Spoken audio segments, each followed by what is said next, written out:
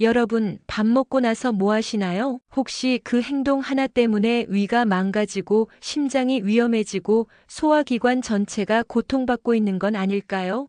저는 45년 동안 진료하며 식사 후 반복된 딱 5가지 습관이 어떻게 병을 만드는지 매일 목격했습니다. 식후 단 30분의 선택이 당신의 건강을 지킬 수도 무너뜨릴 수도 있습니다. 지금 바로 알려드립니다. 식사 후 절대 해선 안 되는 행동 5가지 지금부터 시작합니다. 혹시 이런 경험 있으셨나요? 점심 먹고 나서 바로 낮잠을 잤더니 오히려 더 피곤하고 속이 더부룩했던 기억. 혹은 밥 먹고 나서 담배 한 대 피우는 게 습관이신 분들, 식후 곧바로 약을 복용하거나 샤워하시는 분들도 계시죠? 우리 몸은 식사 후 일정한 소화 리듬을 갖고 움직입니다. 이 리듬을 방해하면 위장뿐 아니라 온몸에 무리가 갑니다. 특히 60대 이후엔 이런 습관 하나하나가 병을 부르는 원인이 되기도 합니다. 그래서 오늘은 식후 꼭 피해야 할 5가지 행동과 왜 그런지, 우리 몸에 어떤 영향을 주는지, 또 어떤 식으로 바꾸면 건강에 이로운지 자세히 설명드리겠습니다. 먼저 첫 번째, 식후 곧바로 눕는 습관입니다.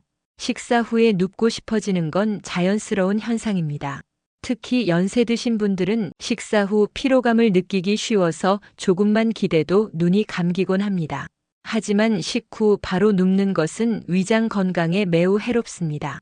위 안의 음식물이 아직 소화되지 않은 상태에서 눕게 되면 위산이 식도로 역류하기 쉽습니다. 이로 인해 속쓰림이나 가슴쓰림, 만성적인 역류성 식도염이 생기기도 합니다. 특히 70대 이상에서는 이로 인한 만성 기침이나 인후통으로 병원을 찾는 경우도 많습니다. 사례 하나 소개해 드리죠. 서울에 사시는 76세 박정자 여사님, 식후 20분 정도 소파에 기대 누우시던 습관이 있었는데 어느 날부터 밤마다 속이 쓰리고 기침이 멈추질 않았다고 합니다. 내시경 검사 결과 역류성 식도염이 심하게 진행되어 있었고 약 복용과 식후 생활 개선을 통해 겨우 호전되셨습니다. 그 후 박 여사님은 식후에는 최소 30분 이상 걸어 다니시거나 책을 읽으며 앉아 계시는 생활로 바꾸셨습니다. 지금은 밤에도 편하게 주무실 수 있게 되셨다고 하네요.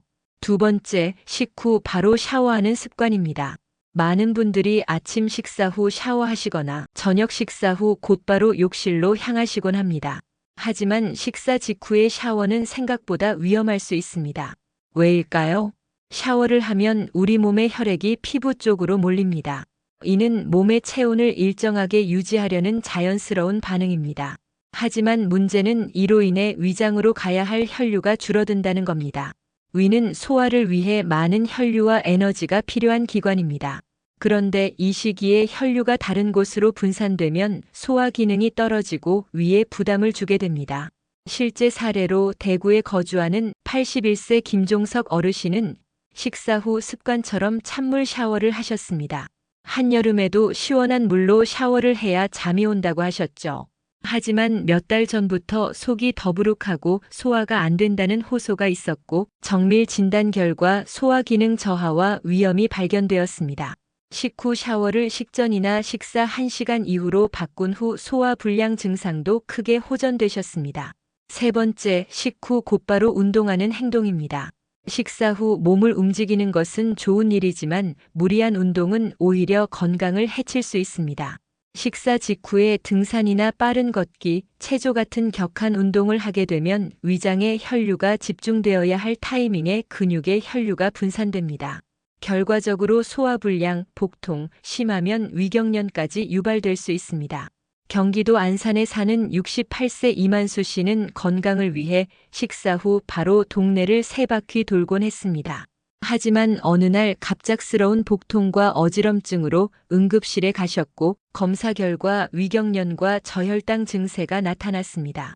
의사의 조언에 따라 식후 1시간 후로 산책 시간을 조정하신 이후로는 더 이상 그런 증상이 나타나지 않았다고 합니다. 그렇다고 식사 후 가만히만 있는 것도 문제입니다.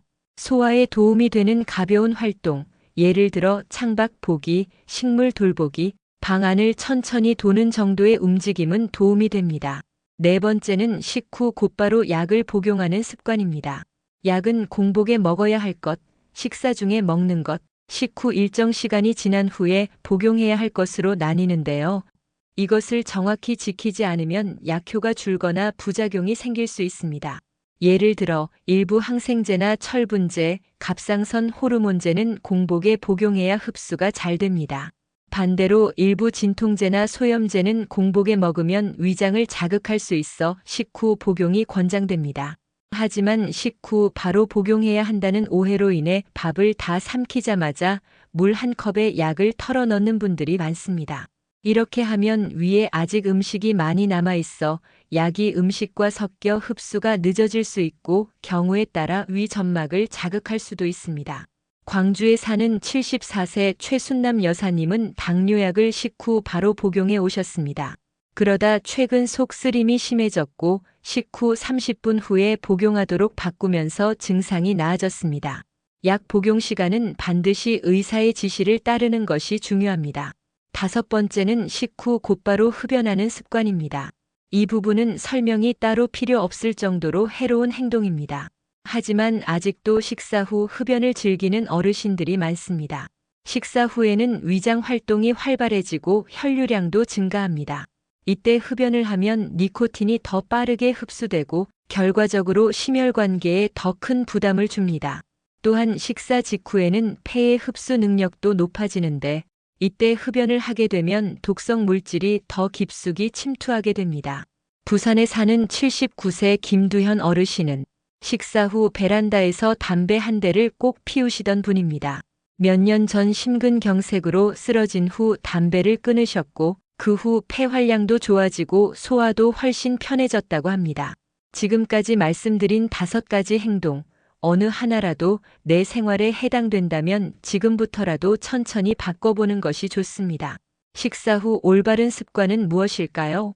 우선 식후 20분에서 30분은 조용한 활동을 하시는 것이 가장 좋습니다. 가벼운 대화나 책 읽기, 음악 듣기 등이 좋습니다.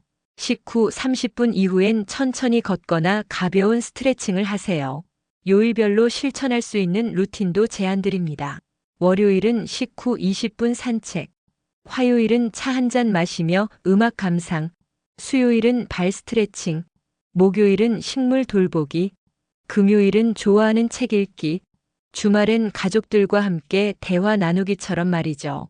이런 루틴을 일주일만 실천해도 속이 편해지고 기분이 한결 좋아지는 것을 느끼실 겁니다. 오늘 내용 정리해 드립니다. 식사 후 피해야 할 5가지 행동. 첫째, 곧바로 눕기. 둘째, 바로 샤워하기. 셋째, 격한 운동하기. 넷째, 식후 즉시 약 복용하기. 5째, 흡연하기. 이 5가지만 조심해도 소화 건강은 물론 전신 건강이 눈에 띄게 달라집니다. 비결백서에서 들은 건강 꿀팁, 가족, 친구에게도 공유해주세요. 좋아요와 구독도 함께 부탁드려요. 작은 습관이 큰 변화를 만듭니다. 꾸준히 건강 챙기세요. 감사합니다.